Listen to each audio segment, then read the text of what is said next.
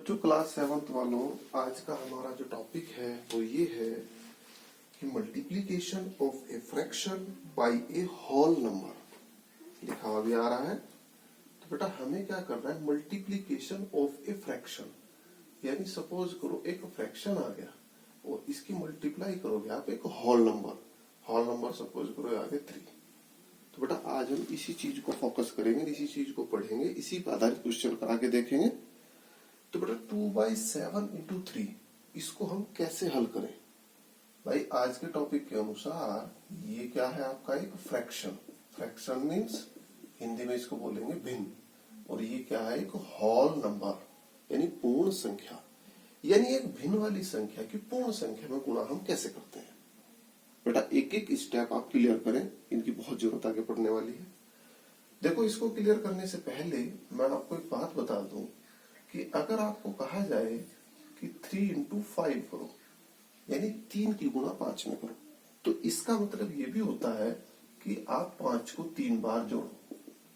ये आपको पहले बता चुका हूं भाई, 5 को 3 बार जोड़ दो या 5 की डायरेक्ट 3 में गुणा कर दो, बात तो एक ही हुई।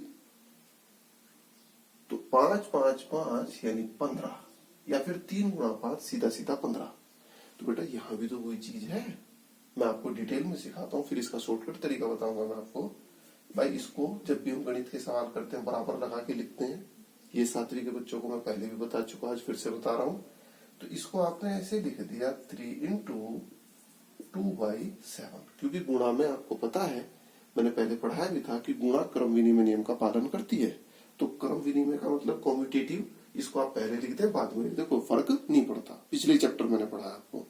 मल्टीप्लीकेटिव जो होती है प्रॉपर्टी, उसमें आपको बताया था कि ये कॉम्यूटेटिव लॉ को होल्ड करती है। अब बचा 3 इंटू 2/7, जैसे मैंने यहाँ लिखा 3 इंटू 5, कि आप 3 की चाहे 5 में मल्टीप्लाई कर लो या फिर 5 को आप 3 टाइम ऐड कर दो। तो ऐसे ही यहाँ मैं 3 की मल्टीप्लाई 2/7 में कर रहा हूं, तो इसका मतलब क्या हुआ सीधा सीधा कि 2/7 को 3 टाइम ऐड करना। तो मैंने ऐड किया 2/7 प्लस 2/7 प्लस 2/7। और बेटा जो पीछे पढ़ाया जाता है उसको भूलो मत, क्योंकि उसकी जरूरत पड़ती रहेगी बार बार, कभी तुम उसको भूल के अगला याद करने की कोशिश करो। तो अब इसका क्या मतलब हुआ, कल आपको मैंने फ्रैक्शन का एडिशन सिखाया था, आपको कल का हमारा जो टॉपिक था एडिशन ऑफ फ्रैक्शन था। अब इसमें आपको बताया था ऐड करने के लिए कि सबके हर सेम होने चाहिए। तो यहाँ तो ऑलरेडी सबके हर सेम है, तो जब सबके हर सेम होते हैं तो सारों में से एक को नोट करते हैं केवल, और ऊपर वाले सारे के सारे ऐड हो जाते हैं। 2 + 2 + 2, तो 2 + 2 + 2 यानी 6/7, दिस इज द आंसर। तो बेटा मुझे उम्मीद है कि एक भिन्न की यानी एक फ्रैक्शन की होल नंबर में मल्टीप्लाई कैसे होती है वो आपको समझ आ गई होगी, लेकिन मैं इसका आपको शॉर्टकट तरीका भी बताऊंगा। देखो ये तो हो गया फर्स्ट मेथड। अब इसी के बाद आते हैं हम सेकंड मेथड पे, सेकंड यानी शॉर्टकट मेथड पे, जो आपको यूज करना है। आपका जो क्वेश्चन था वो ये था 2/7 इंटू 3। तो बेटा 3 को आप 3/1 लिखेंगे। इस बात का विशेष ध्यान रखें कि जब भी आपके पास कोई होल नंबर है और उसको आप फ्रैक्शन में कन्वर्ट करना चाहते हो तो आप उसके अपॉन में 1 लिख दें, क्योंकि 1 आप किसी के भी अपॉन में लिख सकते हैं, कोई विदाउट एनी रिस्ट्रिक्शन। तो हमने 2/7 into 3 is a whole number, तो होल नंबर को पहले मैंने फ्रैक्शन में बनाया, तो इसको मैंने 3 को 3/1 लिख दिया। अब आप ध्यान रखें कि एक फ्रैक्शन की मल्टीप्लाई दूसरे फ्रैक्शन में जब भी हो, इस बात को विशेष ध्यान रखें आप लोग। एक एक टॉपिक आपको क्लियर कराया जा रहा है भाई, अब वो तुम्हारे ऊपर निर्भर करता है तुम कितना समझते हो। एक फ्रैक्शन की दूसरे फ्रैक्शन में जब भी मल्टीप्लाई हो, जहां भी मल्टीप्लाई हो, वहां ध्यान रखेंगे आप न्यूमिनेटर की न्यूमिनेटर के साथ मल्टीप्लाई होती है 2 इंटू 3, और डिनोमिनेटर की डिनोमिनेटर के साथ मल्टीप्लाई होती है, यानी अंश की अंश के साथ, हर की हर के साथ, और दोनों का एक ही अपॉन आ जाता है। तो 3 दूनी 6 और 7, दिस इज द आंसर। तो ऐसे में एक आध क्वेश्चन और कराता हूँ बोर्ड पे, तो जिसे तुम्हारा क्लियर हो जाए, फिर मैं 3-4 क्वेश्चन तुम्हें घर से भी दूंगा करने के लिए। देखो मैंने एक क्वेश्चन और कराया यहाँ से, एक क्वेश्चन आया आपका, किताब से ही करा दूंगा मैं आपकी, क्योंकि किताब में भी आपके क्वेश्चन दिए हैं, और आज का जो होमवर्क है वो भी मैं किताब से ही दूंगा आपको। देखो एक क्वेश्चन आया आपके पास 2 इंटू 1/5। और भाई ये एक्सरसाइज 2.2 का है, एक्सरसाइज 2.2 का 2 इंटू 1/5। तो बेटा इसको लॉन्ग तरीके से मत करो, सीधा शॉर्टकट। सीधे शॉर्टकट के अकॉर्डिंग यहाँ आप इक्वल टू का साइन लगाएंगे, राइटिंग बिल्कुल साफ साफ रखेंगे।